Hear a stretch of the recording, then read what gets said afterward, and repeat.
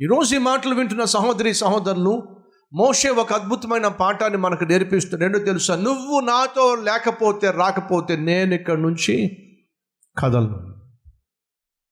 ఎందుకంటే నీతోనే నా జీవితం, నీలోనే నా సర్వస్వం.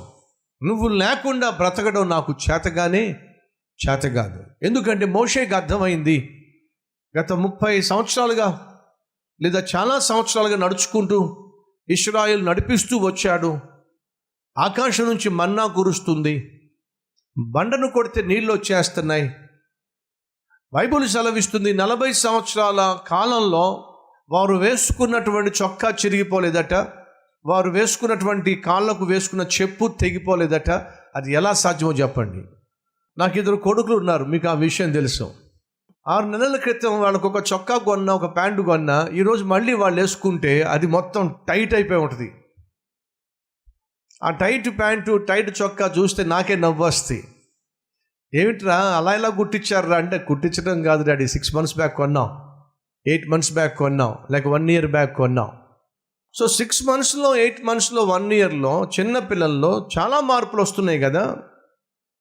మరి 40 సంవత్సరాల క్రితము నేను ఈ సూట్ వేసుకుందాం అనుకున్నాం. ఇప్పుడు 40 సంవత్సరాల తర్వాత ఒకవేళ 10 సంవత్సరాల అబ్బాయికి మీరు చొక్కా కొనిపెట్టారండి, ఆ చొక్కా వేస్తున్నాడండి, ఆ అబ్బాయికి 30 సంవత్సరాలు దాటినాయండి, అప్పుడు ఎంత అవుతాడు చెప్పండి? 10 సంవత్సరాలు కాస్త వాడు ఇంకొక 20 సంవత్సరాలు యాడ్ చేస్తే 30 సంవత్సరాలు అయితే, ఆ అబ్బాయి వయసు 30 సంవత్సరాలు అయితే ఆ చొక్కా ఎంత చొక్కా కావాలి, ప్యాంట్ ఎంత కావాలి? విచిత్రం ఏమిటయ్యా అంటే 40 సంవత్సరాలు వీళ్ళు అరణ్యంలో నడుస్తూ ఉన్నప్పుడు చెప్పులు తెగిపోలేదట, వారు ధరించిన వస్త్రాలు చిరిగిపోలేదట. ఏ ఆధారము లేకుండా అరణ్యములో వాళ్ళు భోజనం చేశారు, నీళ్లు పానం చేశారు. కరెంట్ లైట్ లేదు, లైట్ స్తంభం లేదు, జనరేటర్స్ లేవు, టెంట్లు వేసుకోలేదు. అంటే పైన ఎండ పడకుండా పైన ఏదైనా టెంట్ వేసుకున్న టెంట్ లేదు. వాళ్ళందరూ కూడా ప్రయాణం చేస్తున్నప్పుడు ఇన్ని సంవత్సరాలు మేఘస్తంభముగా దేవుడు వారి మీద ఉన్నాడు, అగ్ని స్తంభముగా దేవుడు వారిని నడిపించాడు. ఇదంతా చూసినప్పుడు మోషేకి అర్థమైంది, దేవుడు లేకుండా నేను బ్రతకడం సాధ్యం కాదు. ఈరోజు ఈ మాటలు వింటున్న సహోదరి సహోదరుడా, అటువంటి జీవితానికి మనం వస్తే ఎంత బాగుండు, అటువంటి అనుభూతిలోనికి అటువంటి విశ్వాసంలోనికి మనం చేరితే ఎంత బాగుండు. దేవుడు లేకుండా బ్రతకడం నాకు అసాధ్యం, దేవుడు లేకుండా నేను ఈ భూమి మీద మనగలగడం అసాధ్యం అనే ఆత్మీయత మనం కలిగి ఉంటే ఎంత బాగుంటుంది. ఆఖరికి మోషే వెళ్ళి దేవునికి కోపాన్ని పుట్టించిన ప్రజల నిమిత్తము బ్రతిమిలాడాడు. నువ్వు రానంటావేమిటి, నువ్వు రాకపోతే నేను ఎందుకు వెళ్తాను, నేను వెళ్ళను. అప్పుడు దేవుడు అంటున్నాడు, సరే నేను వస్తా, మీతో పాటు వస్తా. ఆనాడు మోషే యొక్క తగ్గింపు తత్వము, మోషే యొక్క ప్రార్థనా జీవితము, మోషేకు దేవునికి ఉన్నటువంటి అద్భుతమైన స్నేహభావము ఈ అరణ్యములో ఈ ఇశ్రాయేలీలు ఎటూ కాకుండా అనాథలుగా మిగిలిపోకుండా చేసింది. మరొక్కసారి జ్ఞాపకం చేస్తున్నాను సహోదరులు సహోదరులు, ఇంటికి యజమానిగా, నీ కుటుంబం పట్ల బాధ్యత కలిగినటువంటి తండ్రిగా తల్లిగా మోషే యొక్క పాత్ర మనం ఖచ్చితంగా తీసుకోవాలి. మన పిల్లలు కానీ మన కుటుంబ వ్యవస్థ కానీ దేవునికి వ్యతిరేకంగా తగలడుతున్నప్పుడు లేదా తయారవుతున్నప్పుడు మోషే వలె దేవుని దగ్గరకు వెళ్ళి ప్రాధేయపడి దేవుని కనికరం పొందుకొని దేవునికి విరుద్ధంగా తయారవుతున్నటువంటి కుటుంబ వ్యవస్థను మరలా దేవునికి అంగీకారంగా మార్చుకోవాలి, దేవుని మార్గంలో నడిపించుకోవాలి. కానీ తెగతెంపులు చేసుకోవడం వల్ల ఉపయోగము లేనే లేదు, శాపనార్థాలు పెట్టడం వల్ల ఉపయోగము లేనే లేదు, మోకాళ్ళకు పని చెప్పకుండా నోటికి పని చెప్పటం వల్ల ఉపయోగం లేదు. ఈరోజు ఈ తీర్మానం తీసుకో, నా కుటుంబంలో కావచ్చు, నా ఉద్యోగంలో కావచ్చు, నా వ్యాపారంలో కావచ్చు, ఏ సమస్య వచ్చినా ఎన్ని సమస్యలు వచ్చినా నేను నా నోటికి పని చెప్పకుండా నా మోకాళ్ళకు పని చెప్తాను. నా దేవుని దగ్గరికి తిన్నగా వెళ్ళి నా సమస్యను పంచుకుంటాను. నా కుటుంబంలో ఉన్న సమస్యను పంచుకుంటాను.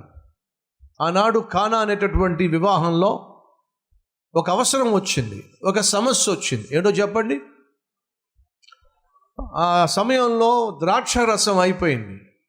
అలా ద్రాక్ష రసం అయిపోయినప్పుడు ఎవరికి చెప్పారు? వచ్చి యేసయ్యకి చెప్పారు. ఆ యేసయ్య ఏం చేశాడు?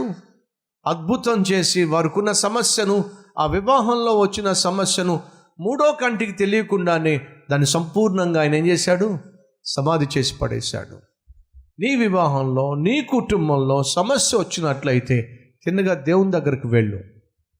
మోషే తిన్నగా దేవుని దగ్గరకు వచ్చాడు. వచ్చి దేవునికి తన సమస్యను చెప్పాడు. ఉన్న విపత్తును పంచుకున్నాడు. దేవుణ్ణి బ్రతిమలాడుకున్నాడు. దేవుడు ఆ మోషే యొక్క మనస్సును చూసి కరిగిపోయి, కోపంతో ఉన్నటువంటి దేవుడు, వారిని శిక్షించాలనుకుంటున్న దేవుడు ఈ మోషే యొక్క తగ్గింపు తత్వాన్ని, ప్రార్థనను చూసి కరిగిపోయాడు. సరే మోషే, నేను నీతో పాటు వస్తున్నా. అరణ్యములో అనాథలుగా మిగిలిపోవలసిన ఇశ్రాయేలులకు మరలా దేవుని యొక్క అండ దొరికింది. కారణం తెలుసా? మోషే యొక్క ప్రార్థన వల్ల. నీ బిడ్డలు అనాథలుగా మిగిలిపోకుండా ఉండాలంటే, నీ భర్త లేక నీ భార్య లేక నీ కుటుంబము లేక నీ ఉద్యోగంలో నువ్వు ఒక అనాథగా మిగిలిపోకుండా ఉండాలి అంటే దేవుని సంధికి వచ్చి నీకున్న కష్టం ఏమిటో, నీకున్న బాధ ఏమిటో పంచుకో. దేవుని సంధికి వచ్చి తగ్గింపు తత్వంతో ఆయన యొక్క సహాయం కొరకు, కనికరం కొరకు వేడుకో. మోషే పొందుకున్న దేవుని కృపను, కనికరము నువ్వును పొందుకోవాల్సిందిగా మనవి చేస్తూ ఉన్నారు. కలిసి ప్రార్థన చేద్దాం.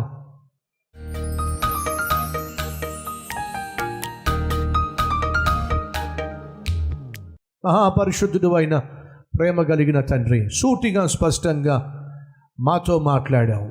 మోషే ఏ రీతిగా తన ప్రార్థన ద్వారా ఇశ్రాయేలీలకు రాబోతున్న విపత్తును ప్రభువా తాను తప్పించగలిగాడో, అలాగే ప్రార్థన ద్వారా నాయన మేము మా మీదకు రాబోతున్నా, లేదా మా కుటుంబం మీదకు రాబోతున్నా, బిడ్డల మీదకు రాబోతున్నా ప్రతి విపత్తును నాయన తప్పించుకునేటటువంటి ఆత్మీయత మాకు దయచేయండి.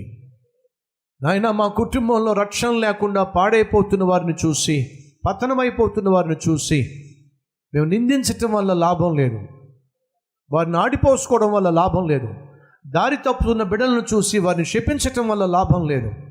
వారి కోసం కన్నీరు కార్చటం వల్ల, వారి కోసం ప్రార్థించటం వల్ల, వారి కోసం విజ్ఞాపనం చేయటం వల్ల వారిని మేము సంపాదించుకోగలం. అట్టి భాగ్యము, అట్టి ఆత్మీయత, అట్టి ప్రార్థనా జీవితం మాకు దయచేయండి నాయన.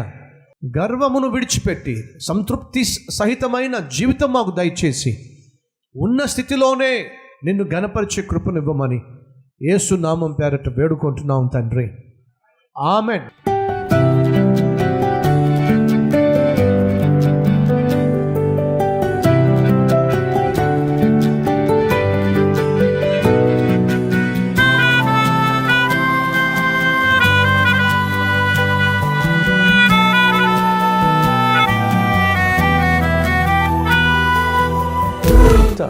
డైలీ డివోషన్ మీకు ఆశీర్వాదకరంగా ఉంటే 10 మందికి షేర్ చేయండి, లైక్ చేయండి, అలాగే ఖచ్చితంగా కామెంట్ పెట్టండి.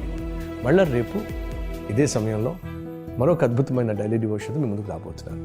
అంతవరకు సెలవు.